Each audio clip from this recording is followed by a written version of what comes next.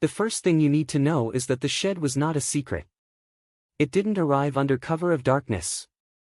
It didn't rise overnight like a wooden monument to rebellion. It was planned, measured, and approved on paper that smelled faintly of fresh toner, the kind that sticks to fingertips and makes you feel official.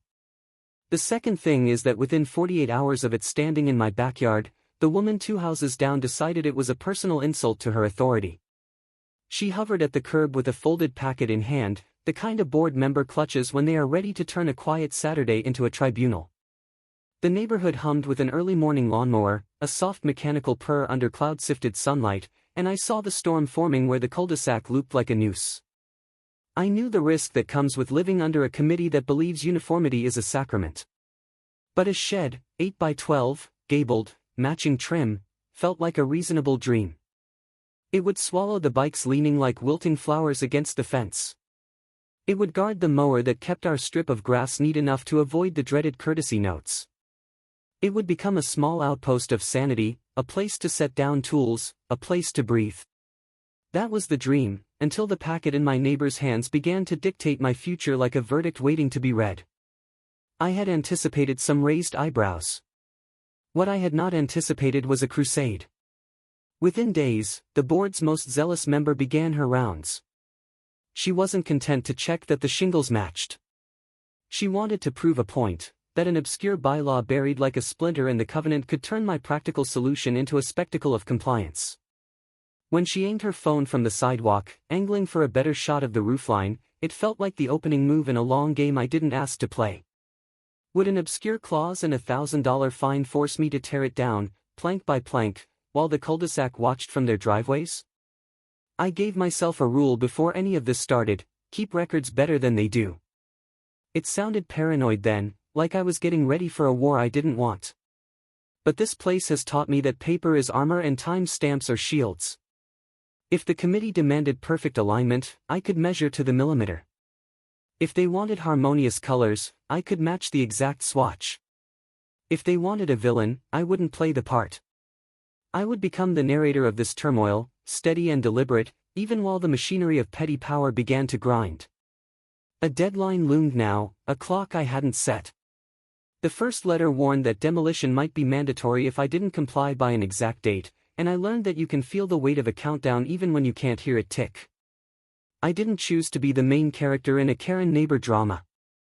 The role was assigned the moment she decided a shed was a rebellion dressed in cedar. But I'll admit this much: the board's faith in obscure rules has a way of sharpening a person's focus. You learn to read what others skim. You learn to notice what others ignore. And if there's any justice here, it will begin with those overlooked details lining up like stars. Our community looks like a marketing photo from a builder's brochure. The cul-de-sac spreads like an open palm, each driveway a finger curling inward toward the island of grass and one decorative tree that sheds leaves in a perfect ring every fall. Mornings carry the hiss of sprinklers that tick in measured bursts. Afternoons smell like hot vinyl and grill smoke. The houses wear matching colors, a palette you can't deviate from without permission. The association calls it harmony. Sometimes it feels like a low, constant hum insisting that nobody be too loud, too bright, or too free. When I bought in, I accepted the trade-offs: a monthly fee that keeps the playground mulch fresh, meetings that decide when holiday lights must come down, and covenants that bend every personal decision toward uniformity. I promised myself I'd play the game. I even learned the language, right down to the sections and subsections that matter when you need to build anything bigger than a flower box. Still, it's easy to get complacent. You assume a reasonable project will be seen as reasonable. You assume neighbors will give the benefit of the doubt. You assume common sense can't be outvoted. In April, I started the process with the careful optimism of someone who measures twice. The form was bland and strangely specific: height limits, materials, distance from property lines. I read it all, then read the covenants again. That's when I found the first lifeline: CCR Section 7.4.2, the Aesthetic Harmony Clause for Outbuildings.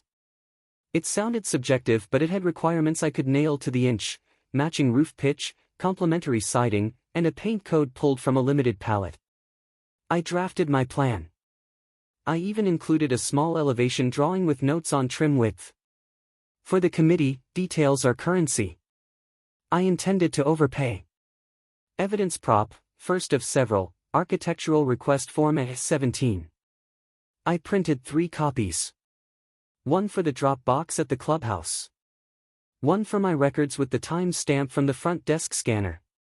One for good measure because in places like this, duplicates are a kind of insurance. The date at the top reads April 22nd. There's a photo of the backyard taped to the second page with a small notation, proposed shed location, 15 feet from rear fence, 8 feet from side fence. It was precise enough to become a map and plain enough to be ignored by anyone who only schemes. The waiting game began with a rhythm I knew too well. The association meets on the first Tuesday of the month unless there's a conflict with a holiday, at which point the meeting moves to the second Tuesday. May had a holiday. That meant my request lingered like unclaimed mail, a thing I couldn't speed up no matter how often I checked my inbox. When the reply finally arrived, approval with conditions, it felt like stepping onto solid ground after a shaky crossing. The letter was dry and cautious, conditioned as if it expected me to fail.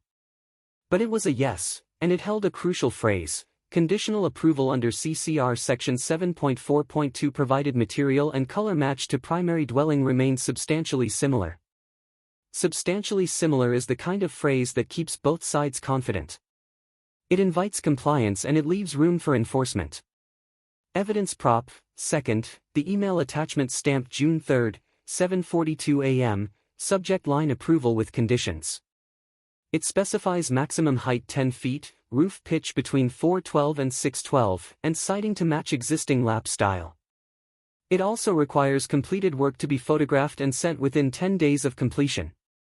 These details matter because later, when the board pretends the process was murky, I will be able to hold up this message like a mirror. If paper is armor, attachments are chainmail. The shed arrived on a Thursday. The delivery truck backed down the cul-de-sac with the caution of a tightrope walker. The crew wore shirts with generic logos and the kind of patience that comes from assembling the same puzzle multiple times a day. They measured, leveled, and set the structure in place. I watched the roofline settle like a hat that finally fits. It matched the house better than I hoped. The trim echoed the windows. The paint code slid into the allowed palette like it was born there. It felt almost invisible, the point of an accessory that exists to blend. I took the after photos the same afternoon. The sunlight was bright and flat, perfect for avoiding shadows that could make the color look wrong. I sent the email and folded the job into the completed column in my mind. Task done.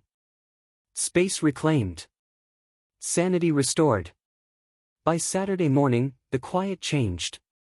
I noticed a familiar figure moving with brisk purpose along the sidewalk. 2 houses down lives Elle. I won't use her full name here. I'll call her what she works hard to be, the board's enforcer. She has a way of walking that says the rules are a fence around her identity. She needs them intact to feel safe. Her hair is neat, her sandals trim, and her binder is always the same thick blue one with sticky tabs like a porcupine. She stopped at the curb in front of my house, turned her phone just so, and captured the shed from a diagonal that made it appear closer to the fence than it was. I watched because I am not a fool anymore. When a person like that documents you, they aren't making a memory. They're building a case. Dusk fell over the cul-de-sac like a dimmer switch sliding down, and the porch lights bloomed in warm amber along the ring of driveways. That's when the first letter showed up, sealed with the association logo like a stamp of importance. The subject was not an accusation, it was a courtesy. Courtesy is the committee's favorite word when they want to paint pressure as politeness. The letter stated that a neighbor had raised concerns about a new structure and asked me to confirm that I had obtained prior approval. It also hinted that even with approval, certain aesthetic criteria must be met and could be reviewed upon neighbor complaint. The letter carried a timeline: respond within 10 days to avoid further action. I read it twice, then once more to feel the tone. It wasn't a demand. It was an invitation to a dance where I already knew the steps. I replied with the attachments they requested and included a brief timeline for clarity: submitted April 22, approved June 3, completed June 20, photos attached June 20. I listed the paint code and the roof pitch, because if you meet the rules with precision, there's less room for interpretation. Then I did something important. I printed the email and slid it into a folder with the physical copies of my form. In conflicts like these, you might think digital is enough, but ink has a gravity all its own. A week later, the tone changed. The second letter arrived with a new header, Notice of Violation. The word alleged slipped in like a cold draft. The letter cited a subsection I hadn't crossed paths with before, CCR Section 7.4.2, C, sometimes known as the Color Harmony Addendum. It mentioned that while my paint code matched the primary dwelling, the trim contrast might be excessive in certain light and therefore break the aesthetic continuity of the rear elevation. It sounded theatrical because it was. It also referenced the possibility of a fine up to $1,000 for any non-compliant outbuilding not corrected within a specified time frame. That was the first time I felt the air leave the room. You can follow the rules and still be told you didn't get the tone right. You can match to the letter and still be accused of clashing with the spirit. The letter asked for a remedial plan. It offered a meeting. It also said that unresolved compliance could lead to mandatory removal. The money at risk is no longer hypothetical, the notice named an exact figure, and if I refuse to repaint or remove, the fine could activate like a trap I stepped on weeks ago without ever seeing it. I paused, then pulled the folder and started laying things out on the kitchen table like puzzle pieces. The approval email. The form with the time stamp. The after photos under the same light required by the guidelines. Another slip of paper I'd kept out of habit, a one-page excerpt from a board agenda I'd picked up at a meeting back in March. Evidence Prop, 3rd, Board Agenda Excerpt, March 12. On line 4, a note reads, Discussion, Backyard Structure Color Review Process, Committee agrees substantial similarity determined by paint code table, additional review reserved for front elevation changes. That line glowed like a small lighthouse. If the committee had decided that back in March, then this new letter was either an exception made just for me or an enforcement drift disguised as policy. I wasn't ready to fight, not yet. But I wasn't ready to bow either. I wrote back, measured and calm, explaining that I was happy to meet, that I would bring my documents, and that I'd appreciate any specific guidance on how to adjust a trim contrast that already matched the code in the packet they approved. Then I did what the board's enforcer always does, I started documenting the neighborhood. Not to be vindictive. To be complete.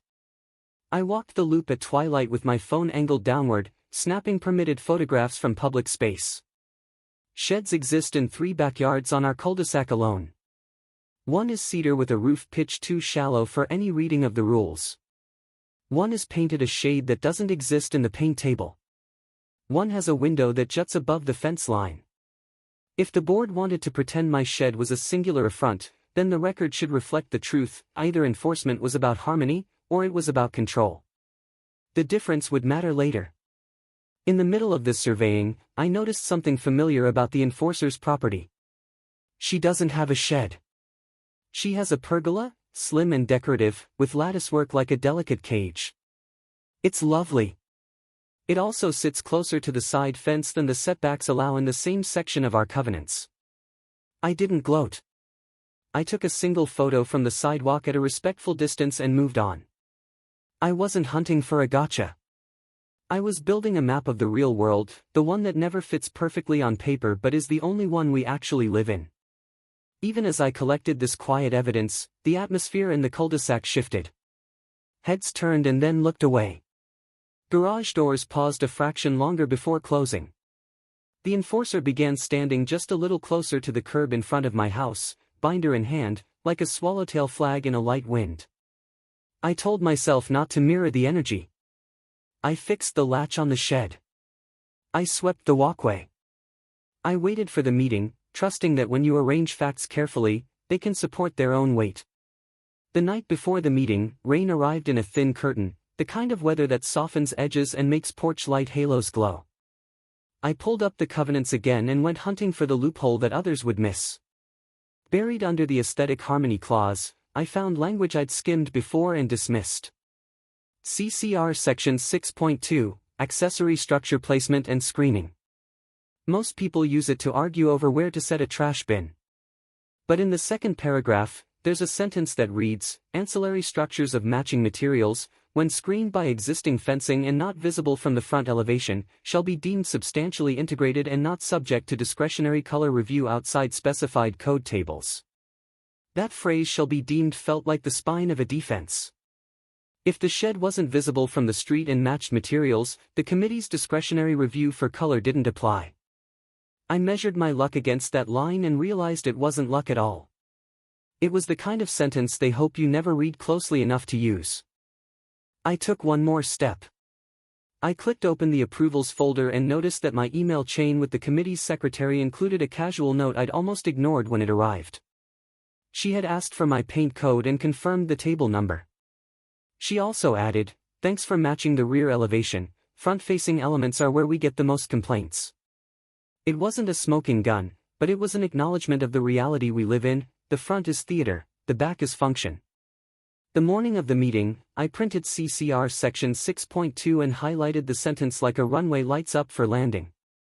I slid it behind the approval email and the board agenda excerpt. The folder had weight now. Paper can be heavy when it matters. If the committee ignores the text that shields me, this won't just be about a shed, it will test whether any homeowner can survive when authority decides the rules are suggestions and penalties are inevitable. I took a walk around the loop to settle my thoughts. It was quiet except for a single dog barking 2 streets over, a muffled echo that made the cul-de-sac feel like a small arena. The enforcer's driveway was empty. She had already gone ahead to the clubhouse. I imagined the room: a row of folding chairs, a long table, a gavel that rarely meets wood but always waits. I pictured the stack of papers that would define the conversation before it began. And I promised myself I would not let their paperwork be the only narrative in the room. The meeting unfolded exactly as expected. My name was called. My folder opened. Questions were asked about contrast in bright light and whether trim can be perceived as dissonant even when codes match.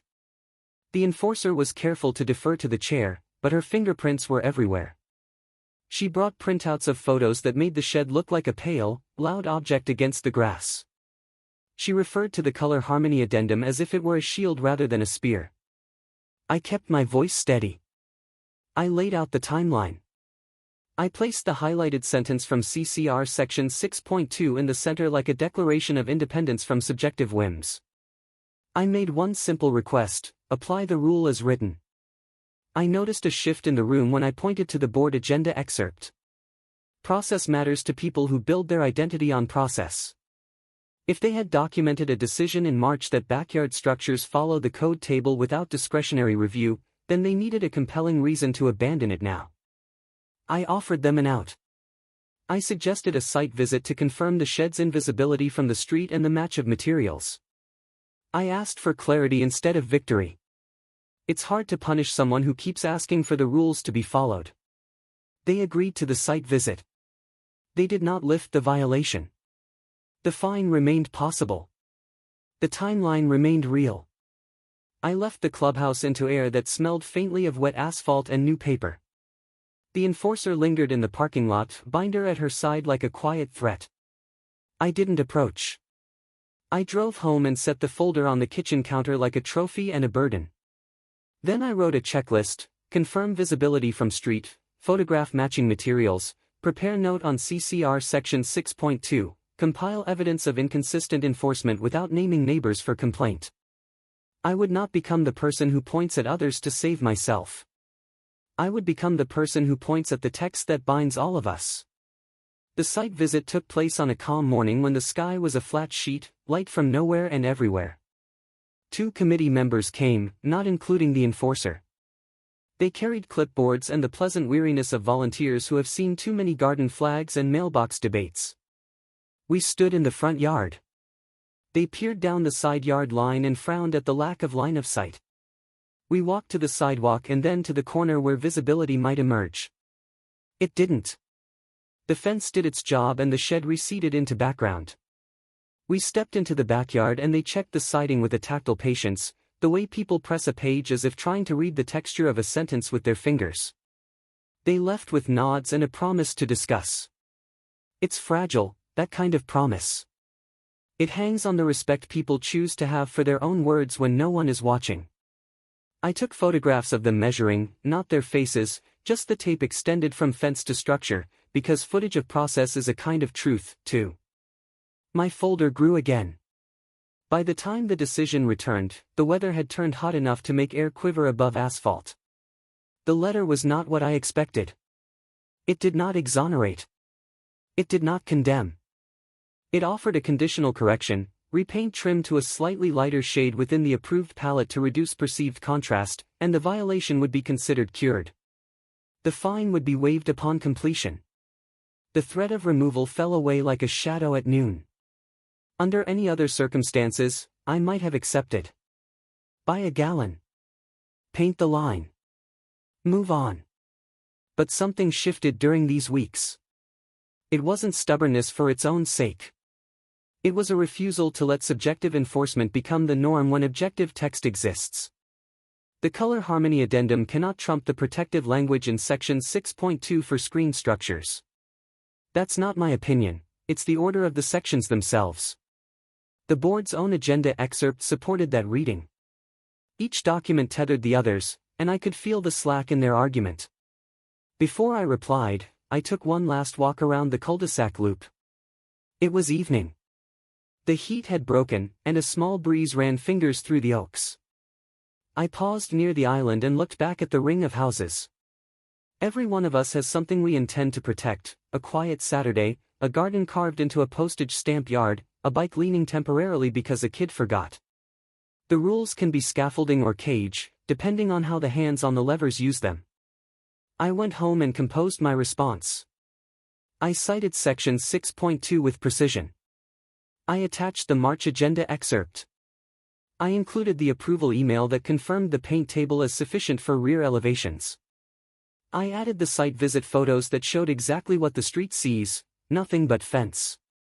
And then I made a request anchored in the covenant's own structure: withdraw the violation in full, confirm the shed as compliant under Section 6.2, and commit to publishing a guidance note clarifying the difference between front elevation discretionary reviews and rear elevation code table compliance for outbuildings screened from street view.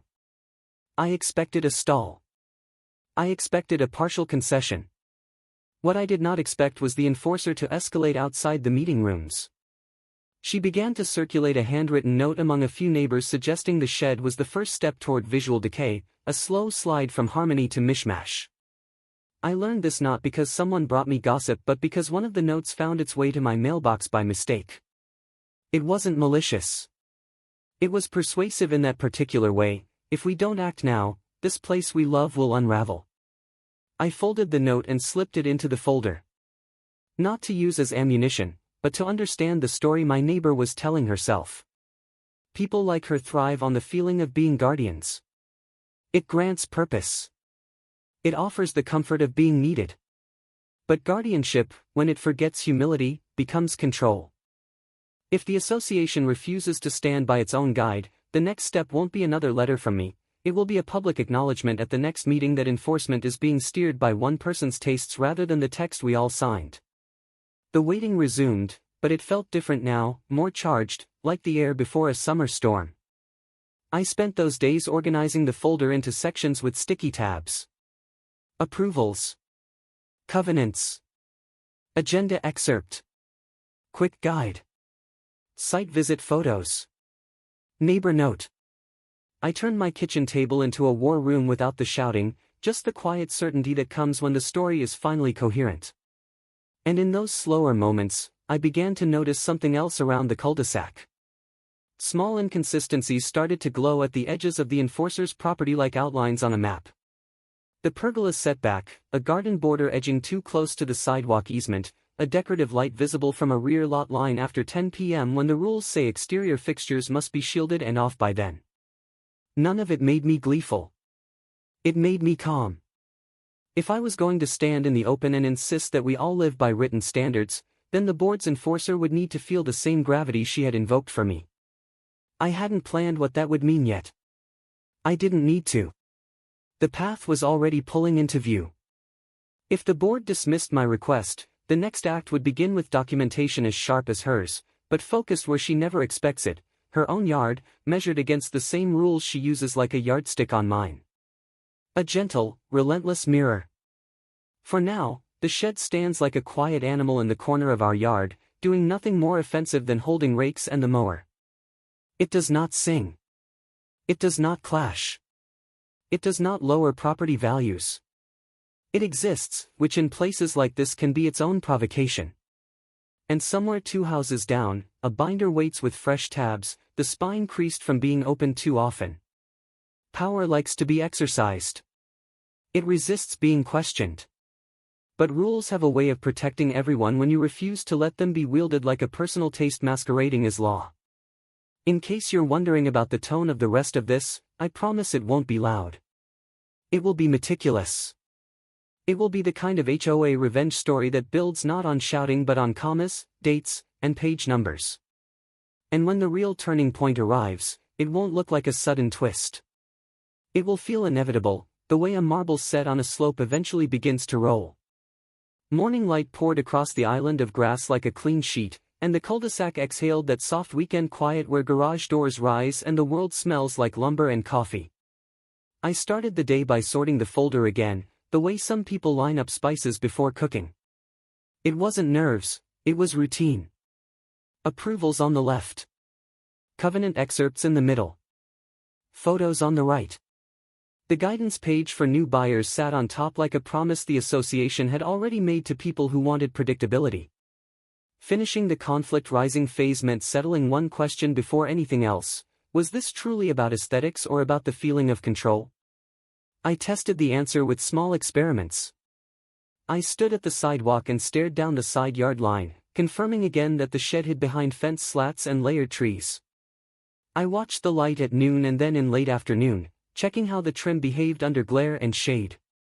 I measured the distance from the side fence to the pergola on the enforcer's lot using a tape line stretched tight and a simple note on my phone: 9 feet, not 10. That number wasn't a weapon yet. It was a measurement, and measurements become anchors when people start throwing opinions like ropes. The board's latest letter, the one that suggested repainting, rested near my coffee mug. I read the paragraph that offered a compromise and recognized the undertow. If I repainted, I'd be accepting their discretionary review as legitimate over a screened rear accessory.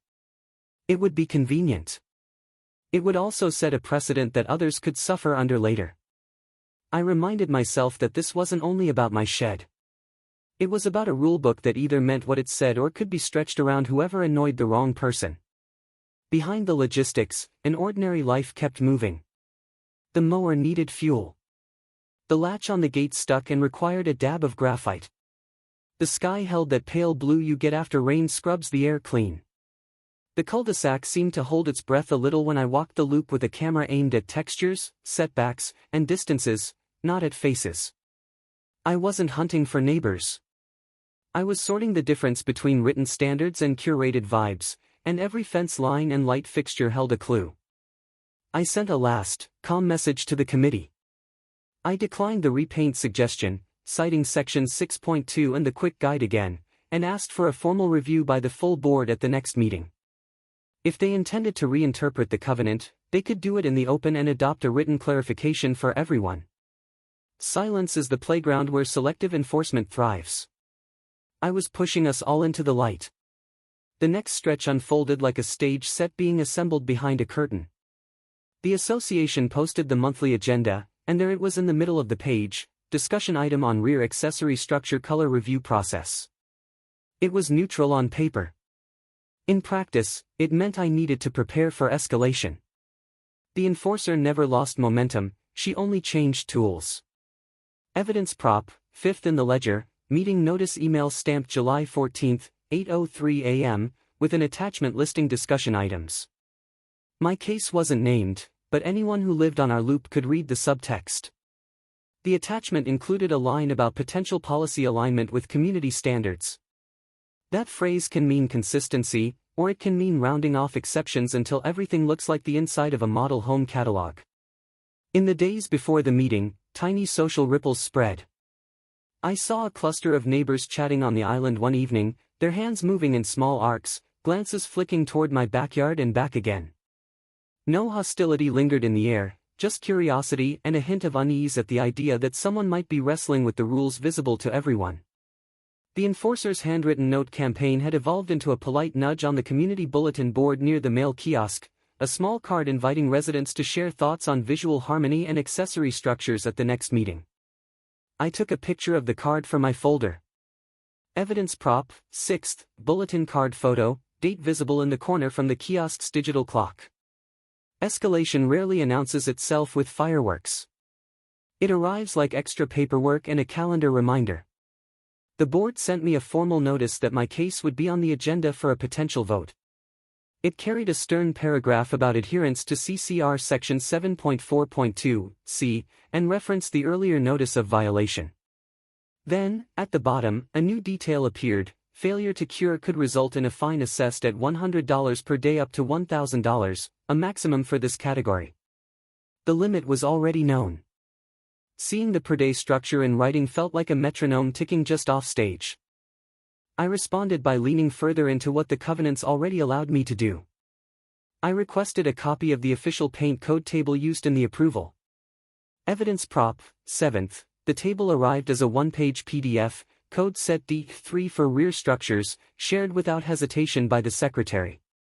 It showed my chosen color as acceptable for siding and trim when paired with the primary dwelling's palette, provided materials matched. That wasn't a loophole. It was a bridge between design and reality that the board itself had built. The association scheduled a site photo review to supplement the earlier visit.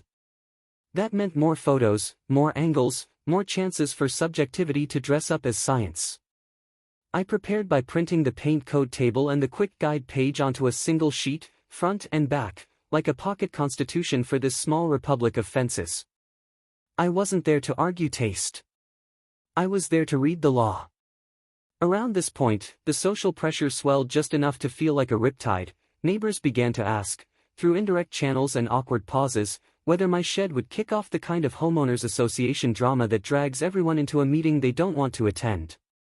The second photo review happened under a high, white sun that flattened shadows and made colors pop.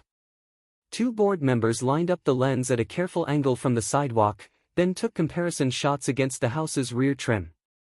We verified again that no part of the shed was visible from the street. We nodded at the fence height. We measured the roof pitch and matched it against the approval. Each beep of their tape measure registered like a small verdict in my favor. They were thorough, and that thoroughness mattered more than they realized. The more objective anchors they recorded, the less room remained for discretionary leaps. Back in the clubhouse, the enforcer had brought binders like stacked bricks. I saw page protectors glinting under fluorescent lights, a whole taxonomy of photos that made my shed look louder than it was. Images can lie by framing. I didn't call that out, I let the board compare their own neutral shots to her amplifications. I kept my folder open to 2 pages, Section 6.2 and the quick guide. I needed the board to feel the gravity of their own words. The meeting began with ordinary business, landscaping contracts, a complaint about late-night noise from across the main road, an update on the pool maintenance schedule. Then my agenda item arrived, read aloud in a tone designed to be calm. The chair turned to the site visit photos and asked for confirmation on visibility. The answer was crisp, not visible from the street. The chair considered the paint code table and confirmed my match. Then the enforcer offered her argument again, this time focused on contrast and the discretion the board should exercise to preserve cohesion. I didn't counter with emotion. I pointed to sequence and scope. The color discretion clause in Section 7.4.2(c) applies generally, I said, but Section 6.2 narrows its reach when a structure is screened and matches materials, deeming it integrated and exempt from discretionary color review outside the table. The board agenda excerpt from March and the quick guide both align with that narrower reading. If we want to change that, I suggested, we do it prospectively, with a written update and lead time, not retroactively to punish someone who followed the map handed to them. The chair leaned forward with a slow nod that made the fluorescent light glare across the table like a thin lake. I could tell they were balancing two forces, the desire to back their most active enforcer and the need to protect the legitimacy of the written process. That's when the social pressure found its way into the room. A resident comment period opened, and a few polite voices asked about slippery slopes and visual clutter. No one attacked me. The air just grew thicker with the worry that if a single shed pressed against the boundary of taste, a dozen would show up like mushrooms after rain. Social shame, soft and neighborly, began to edge into the conversation, not a mob, not a call-out, just a question that lingered like fog. Do you want to be the one who made the cul-de-sac look worse? It helps to have a map when fog rolls in. I pulled the quick guide again and read the bold sentence about rear structures screened from view, matching materials, and reliance on the code table. I didn't interpret it, I let its plain text stand. Then I added a single sentence about fairness. If the guidance told buyers one thing for a year, we cannot retroactively tell them another because a binder is loud. The chair recessed the item for executive discussion. We waited in the lobby where the air smelled faintly of dry carpet and copier toner. I stood under a vent and let the cool stream wash the back of my neck. When the board returned, the decision was a split. The violation would be held in abeyance. No fine would accrue during abeyance. A policy clarification would be drafted for the next meeting, and I could submit a written statement to be included in that draft. The enforcer accepted the outcome with a rigid smile that held like a framed picture. The binder tucked under her arm looked heavier than before. Abeyance is a strange limbo. On paper, it means pause. In the cul-de-sac, it felt like a truce that nobody trusted. I used the time to build a statement that would be hard to twist. I wrote it lean and layered with references, not opinion. I placed the dates like stepping stones: March 12 agenda excerpt, April 22 submission, June 3 conditional approval, June 20 completion and photos, July 14 meeting notice, July 20 photo review. I quoted exactly one sentence, the key line from section 6.2, without adornment, and attached the quick guide page with a discrete arrow highlighting the same rule. I asked for a plain ruling, either confirm the screened rear structure exception stands or repeal it prospectively with a date, replacing it with a written standard specific enough to avoid taste test enforcement. Evidence Prop. 8th, written statement submitted July 22, stamp received by the secretary with a black ink date box. It wasn't fiery. It was mechanical, almost dull, the way an engine manual is dull and undeniable. The board scheduled the policy discussion for the next meeting, adding a public comment segment to let people air their worries about sheds, gazebos, pergolas, and the slow creep of visual noise. While the board drafted, the enforcer changed tactics again. I woke one morning to find an anonymous flyer under my doormat. It wasn't cruel. It treaded carefully around the idea that individual choices can ripple outward and erode a neighborhood's feel. It included a blurry version of my shed cropped tight enough to make it seem like it pressed against the fence. I didn't respond to the flyer. I added it to the folder with a small note in the margin, example of social persuasion. It was a record, not a spark. I also kept doing the quiet measurements that would matter later, especially if the board decided to crack down broadly. The pergola setback. The garden edging touching the sidewalk easement. The decorative rear light visible past 10 p.m. The board had a policy on low-lumen, shielded fixtures after hours tucked inside the landscape guidelines. Evidence Prop. 9th, landscape lighting guidelines, page 2, noting that rear-facing fixtures must be shielded and off by 10 p.m. The enforcer's fixture glowed past that time more nights than not, visible from the cul-de-sac side path. I wasn't collecting sins. I was collecting symmetry. I followed the map they gave me, and the board's own documents back me up. The enforcer keeps shifting the target from rules to feelings, but the paper keeps pulling us back to the line. The policy meeting drew a small crowd. Folding chairs thudded lightly across tile, and the fluorescent lights buzzed in a steady drone that made stray thoughts settle. The board presented a draft memo that acknowledged Section 6.2's screen structure exception while proposing a future requirement: rear accessory trims must use a subset of the code table to avoid extreme contrast, effective after a 90-day notice period. It was a compromise between discretion and predictability. It also included one controversial sentence indicating that existing violations could be cured by repaint or removal if they fell outside the new subset, regardless of screening. I noted the attempt to retrofit. The chair must have expected pushback, because they invited comments. I stepped to the table with my folder open to the quick guide and my approved color table. I didn't argue taste, I argued time. You can't set a rule on January 1st and cite it on December 15th. If we are going to narrow the table, we do it going forward. That sentence about existing violations needed to be struck or reworded to protect those who relied on current guidance. The debate ended with the board agreeing to revise the memo. The chair asked the secretary to note that the screen structure exception remains in effect until any new standard takes effect, and that pending violations relying on rear trim discretion would be evaluated under the current rule, not the proposed one. It was as close to a clean statement as I could have hoped for without a vote to withdraw my violation on the spot. That night, the air outside felt charged, a warm breeze skimming over the cul-de-sac like a hand over a drum. I took a slow lap on the sidewalk, letting the quiet soak in. The enforcer's house stood dark except for the decorative rear light that glowed across the fence line, a soft spill like moonlight with a switch. I checked my watch. It was after 10 p.m. The light wasn't a menace. It was simply a rule observed in the breach, visible from a rear lot line after hours, contrary to the guideline she herself had invoked to mutter about others' lights last winter. I made a note and kept walking. The board's revised memo arrived 2 days later. It confirmed the 90-day notice for any new subset requirement and removed the retroactive clause. It also included a short paragraph about consistency and encouraged homeowners to voluntarily align rear trims with front schemes when feasible. Encouragement is fine. Enforcement is where I draw the boundary. The memo ended with one more sentence, all pending matters to be resolved under existing standards. I read that line twice and felt the shed settle even more firmly onto its gravel pad. Then the last twist of the escalation phase arrived in my inbox like a dissonant chord. The association sent a compliance hearing notice, a form letter that felt automated yet pointed. Evidence Prop. 10th, compliance hearing notice dated July 28, setting a hearing for the first Tuesday of August, with potential penalties listed, including a one-time $1,000 fine, remedial repaint, or removal, at the board's discretion.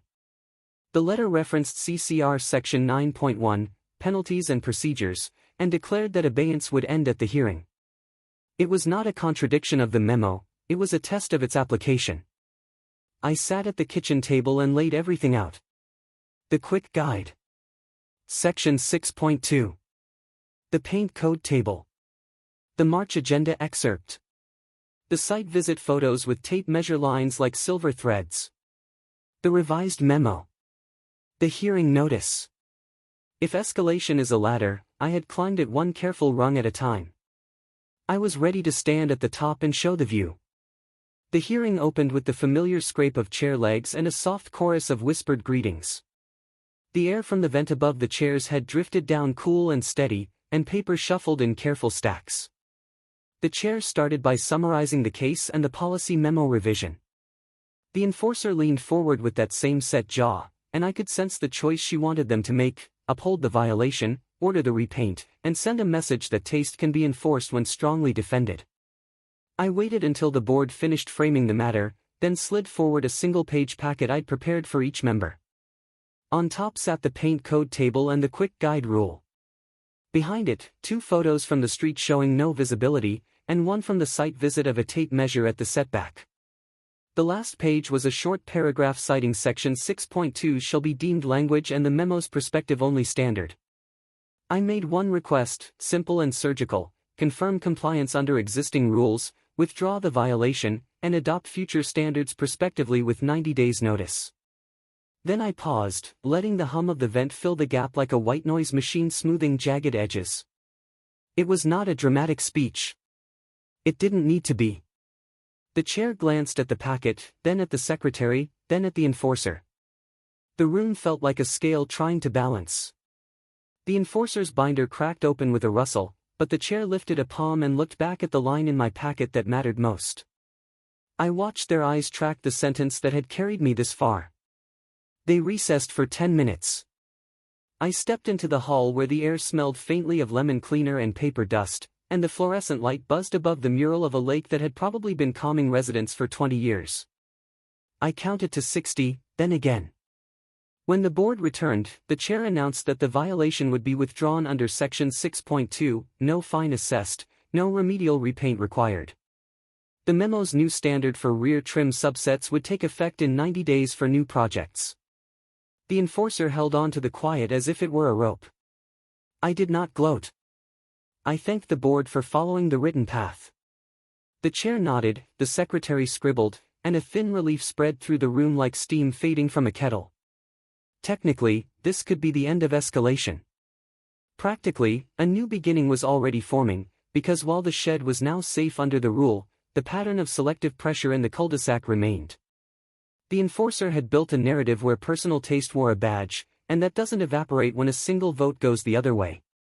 I returned home through air that had shifted from hot to a smoother evening warmth, cicadas thrumming from a nearby tree like a string section warming up. I walked the loop once more, not to collect ammunition, but to decide which principle would guide what came next. Retaliation in places like this does not roar. It organizes. It sets a mirror on the table and invites the person across from you to read the same line out loud. The legal consequence the enforcer never expected was about to unfold quietly. Her own binder would become a map for correcting her property, line by line, under the same rules she aimed at mine. Retaliation, in a neighborhood where everything is neat and measured, needs to be neat and measured too. I started by opening a fresh section in my folder labeled Symmetry and slid in a blank log sheet with dates already penciled in for August. The goal wasn't anger. The goal was balance. If the association had ruled that the covenants, not a personality, decide outcomes, then the same lens had to turn back on the most zealous enforcer and rest there without blinking. The first entry was simple, a photograph from the public sidewalk showing the pergola post 9 feet from the side fence, annotated with a tape measure still framed from the earlier evening walk. I paired it with CCR Section 5.2, Accessory Structure Setbacks, where a small diagram confirms that anything taller than 6 feet requires a 10-foot side setback. The second entry was a still of the decorative rear light visible from the side path at 10:18 p.m.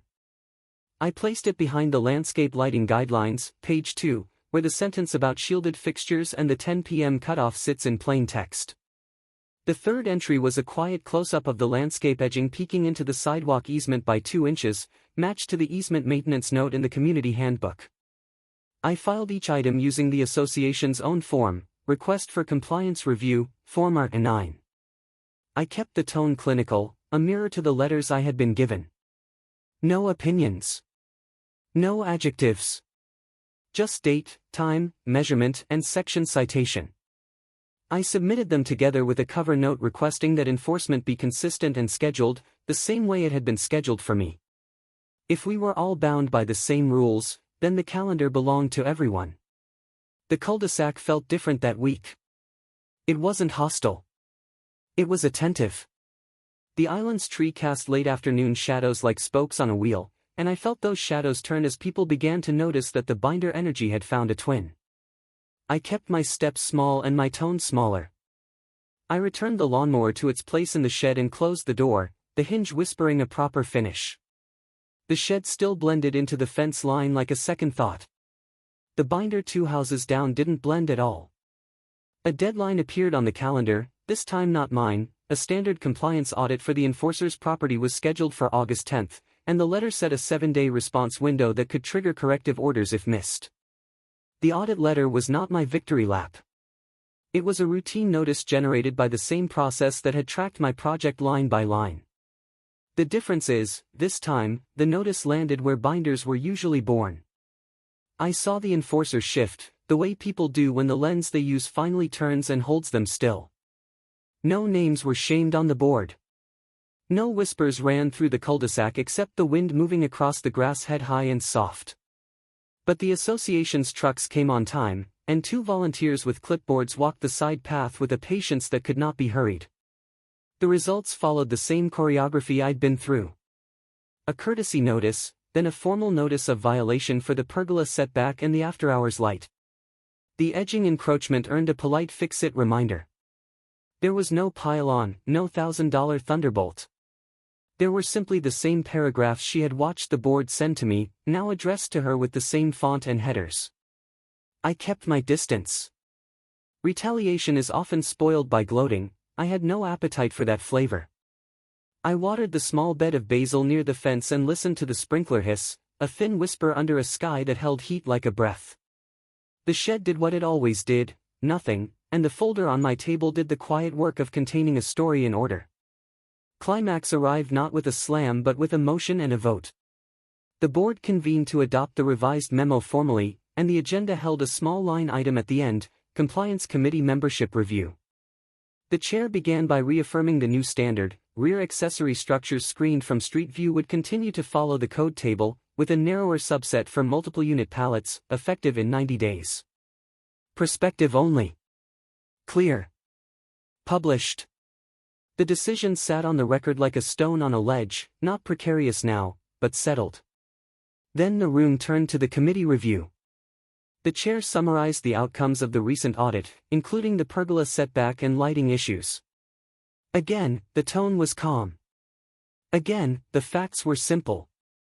There was a pause in the middle, a soft beat where fluorescent light hummed and paper lined up edge to edge. The chair thanked the enforcer for her energy and attention and acknowledged that any volunteer can become overextended. Consistency, they said, requires systems to be stronger than personalities. The motion to reassign the enforcer to a non-enforcement task, landscape planning, passed with a cautious vote and a request for observers to temper their reactions. I didn't smile. I let relief settle like a low, even tide. This wasn't about removing a person. It was about right-sizing authority so it could stop scraping the bottom of every quiet Saturday. When the chair moved on to the next item, I realized my revenge had never been the photo of a pergola or the pinpoint of a light after hours. The revenge was restoring the rulebook to the center of the table, forcing the binder to sit beside it rather than on top of it. It was a satisfying revenge story without shouting, only commas, dates, sections, and the soft click of a vote. Even now the stakes twisted once more, not with fines or deadlines, but with reputational balance. The neighborhood would either remember me as stubborn or as the person who insisted we all live under the same words. The board closed the meeting with one last action. They approved an updated one-pager for new and existing owners, a rear structure quick guidance, that repeated section 6.2 in bold and included a small diagram showing sight lines from the street. The diagram was simple and kind. It didn't argue. It taught. It joined the welcome packet, the handbook, and the paint code table like a final puzzle piece snapped into place. Walking home, I felt the night as a cool ribbon across my wrists. The island tree rustled, the cul-de-sac single cricket choir started up like a tiny engine, and a porch light somewhere clicked off at the right time. That, more than any vote, told me the storm was rolling away. Aftermath is never glamorous. It is a series of small adjustments in tone and posture. The enforcer's pergola moved 1 foot inward after a tidy weekend of measured work. The rear light gained a shield and a timer and stopped throwing its glow over the pathway after hours. The landscape edging retreated to the correct side of the easement line without ceremony. A thin truce took root, not because we liked each other more, but because the rules had finally put us both in our proper lanes. Neighbors, relieved to skip a season of whispered flyers and bulletin board nudges, came back to the business of living. Garage doors hummed open in the morning and down again at dusk. Kids biked in a lazy figure eight around the island without slowing to peek at my fence line. The shed stayed exactly where it began, a quiet world with a mower and rakes and a latch that no longer sticks.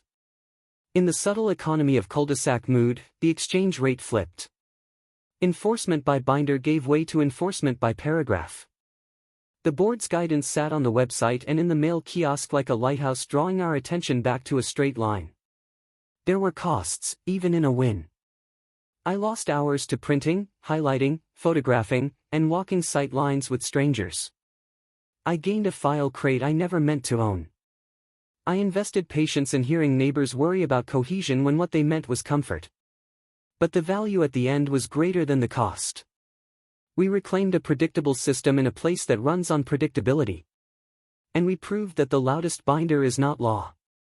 I promised myself that I would let the story end here, without epilogues that keep the engine idling. Before I closed the folder for good, I slid one last page into the symmetry section, a copy of the board's final memo with a stamp in the corner and the date, August 12th, rounded in a neat circle. That date meant something. It meant the rules were ours again, not someone's hobby. The shed breathed its slow, wooden breath in the corner of our yard, silent and ordinary under a sky that was just beginning to pull heat from the day. And because there is always more story beyond the curve of a cul-de-sac, I wiped the dust off my porch railing and let the night settle. We had done it, not with shouting, but with steadiness. In a quiet ring of driveways, that's the only kind of victory anyone can live with.